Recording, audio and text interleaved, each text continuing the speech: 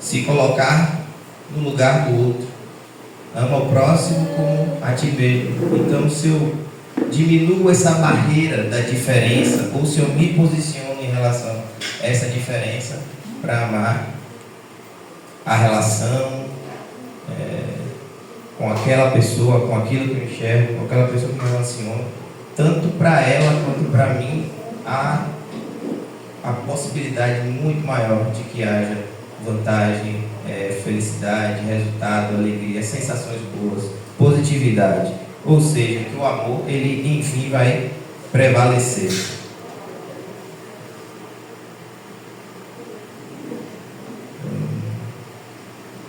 Eu sou, como eu falei, sou enfermeiro, e para falar de inclusão, Dominguinhos me encontrou naquela oportunidade porque eu, como pai neurodivergente, eu tenho um filho, o meu filho mais velho, Miguel, de 9 anos, ele é portador de TEA, transtorno do espectro autista, grau de suporte 2, ele fala, agora mesmo, não cheguei um pouco antes que ele está com o hiperfoco dele agora no saxofone, porque quer um saxofone dourado, que ele fica vendo, e me fez me chegar mais a Deus. E eu acredito que cada um de vocês, tem vivido durante esses anos de vida, uns mais novos, outros um pouquinho mais novos, vivendo suas batalhas, seus desafios, suas provações e situações que acabam lhes levando mais para perto de Deus, para buscar cada vez mais humilhação, esvaziamento do seu próprio eu, em busca de digamos assim, uma batida perfeita, um equilíbrio, para que você, não só com você mesmo, mas para a sua família, Primeiro, a gente tem que pensar na nossa casa, na nossa igreja, se a gente vive em alguma comunidade, trabalho, e assim produzir alguma coisa para a rua. Então, essa experiência contínua com Deus nos fortalece nesse sentido. Uma reflexão importante para a gente é dizer, que eu acredito que muitos de vocês já devem ter ouvido isso, mas que é bom reforçar e aproveitar essa oportunidade, é que diferença é diferente, diferença não é defeito. Ser diferente não é um defeito, até porque Deus, ele nos fez diferentes para que essa diversidade, diferença, um ser mais forte, o outro não ser tão forte, essa diversidade é aí que o caráter de Deus está, porque é essa oportunidade de doação, essa oportunidade de você desfazer-se do seu orgulho, do que você acha que você tem e que tem mais do que outra pessoa, uma qualidade, uma posse, o que quer que seja. Essa é a oportunidade do caráter de Deus, do amor de Deus prevalecer, porque a diferença, ela não vai ser nada diante do amor de Deus, de quem acredita, de quem vive o amor de Deus. Amém, igreja? Amém. É importante que nós enxerguemos a inclusão não só como um dever social, mas como, de fato, o que vocês fazem aqui, acolhimento, amor. Mas para isso a gente precisa, de fato, conhecer, ter essas oportunidades de ouvir uma pessoa que vive a experiência com um filho neurodivergente, ou com outro tipo de diferença que na sua cognição, na sua formação como mulher, como homem, julga que meu padrão, querendo ou não, nós crescemos construindo padrões de como tem que ser. Quando a gente encontra essa diferença, aí que a gente acaba conhecendo mais. A gente pode conhecer através de leitura, participação em algum curso, algum tipo de outra experiência.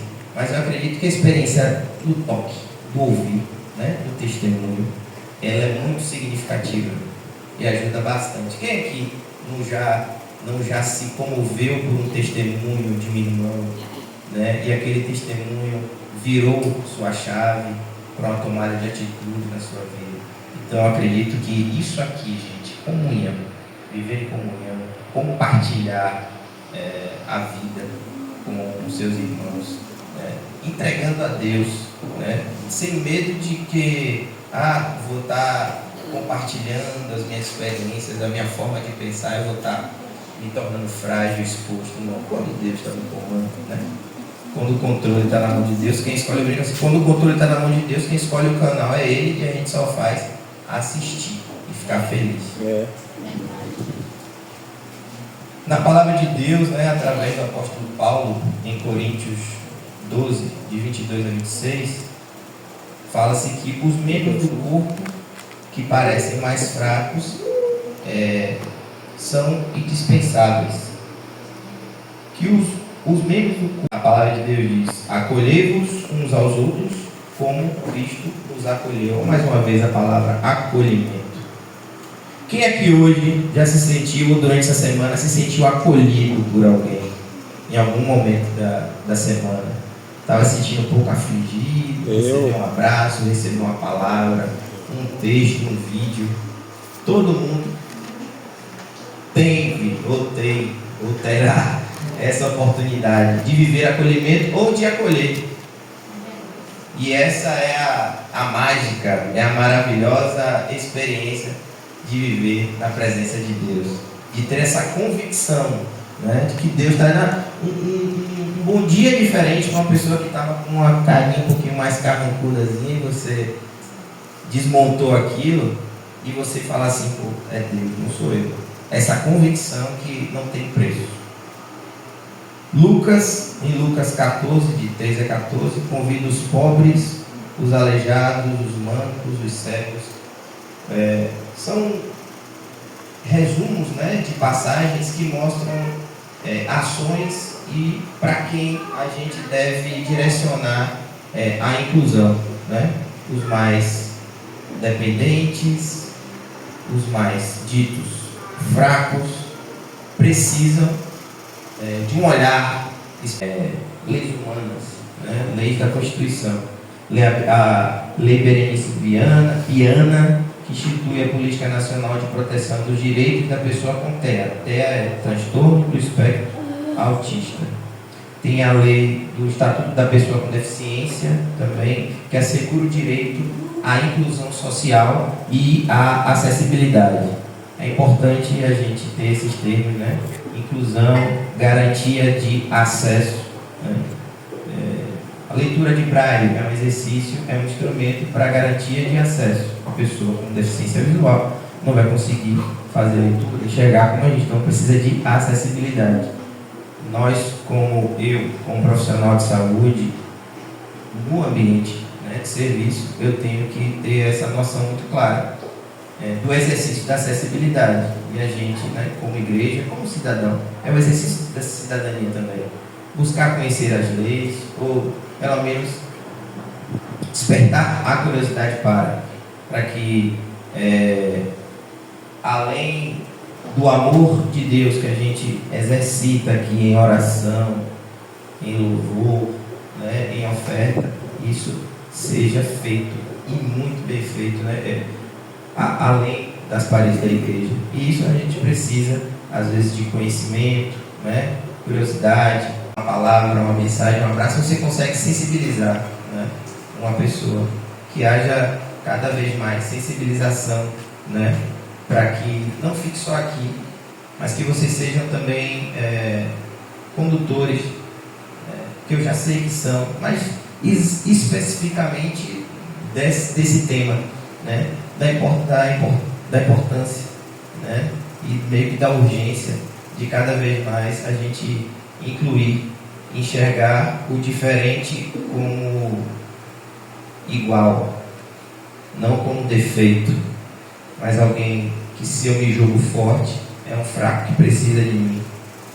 O que Deus está me confrontando a ajudar aquela pessoa a entender, a não julgar aquela situação, para que Ele cresça em mim e eu diminua. E quando a gente fala em neurodivergência, fala em neurodivergente, quando eu falo neuro, é referente a cérebro, né, tecido nervoso, processamento de reflexão, de pensamento. Então, tudo que se refere a sistema nervoso, todo mundo aqui sabe, né? Sistema nervoso, cérebro, coluna, é o que a gente sente, enxerga, a capacidade cognitiva de falar. Então, quando a gente fala neurodivergência, divergência é diferente, convergente igual, divergência diferente.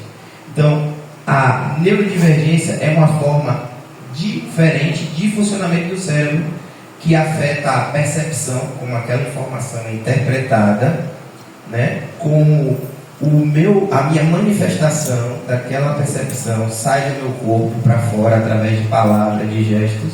Então, o meu comportamento e a minha forma de me comunicar, pode ser por palavras, se for uma pessoa que não tiver algum déficit auditivo e de fala, mas é exatamente isso. Esse funcionamento diferente, ele afeta o quê? Percepção, comportamento e comunicação. Amém? Então, quais são as condições mais comuns, né? A condição que eu vivo com o meu filho, que eu convivo em família. E até então eu não fechei o meu diagnóstico, eu não me aprofundei para investigar se eu também convivo com algum grau de autismo ou TDAH. Meio que caiu na moda que todo mundo hoje está falando que tem, mas é importante você buscar o seu autoconhecimento, né? Eu falo, abrindo um pouco de parênteses aqui, eu falo que a gente cuida da dieta, né? O corpo, malha, né? Cuida do corpo, vem para a igreja ou bota o joelho no chão, ora, cuida do espírito. E a mente, a gente não acha que terapia é coisa de doido, né? Julga que não quer fazer terapia porque é coisa de doido. Eu penso que a realização de terapia é uma pessoa enxergar que terapia, procurar um profissional em certo momento da vida, ou até não tendo nada, não julgando que as coisas saíram do trilho, mas eu estou buscando terapia, não é se desmerecer não, gente. É fazer o que você está fazendo com o seu corpo e com o seu espírito. Você não alimenta seu espírito de busca, de estudo da palavra, você não tenta melhorar a sua saúde corporal. Sou diabético, não vou comer aquele tanto de alimento que possa dar mais complicação com o diabetes. Se eu sou hipertenso, eu vou diminuir também nutrientes e alimentos que podem piorar a minha hipertensão. A mesma coisa a gente tem que fazer no cuidado da nossa mente. Então, autismo, TDAH, dislexia, são essas as condições. E hoje não é considerado doença, né? Condição, né? Quando falo especificamente do autismo, que é o que está mais em destaque, que está mais famoso no momento.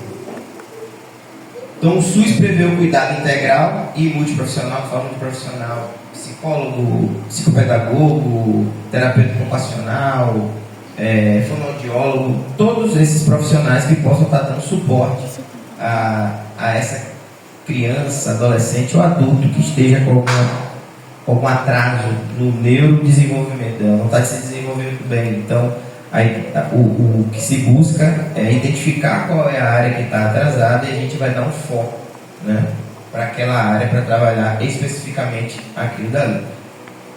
Primeiro, desculpa, alguém aqui tem alguma convivência, parente, primo, conhecido que convive com autismo? Né?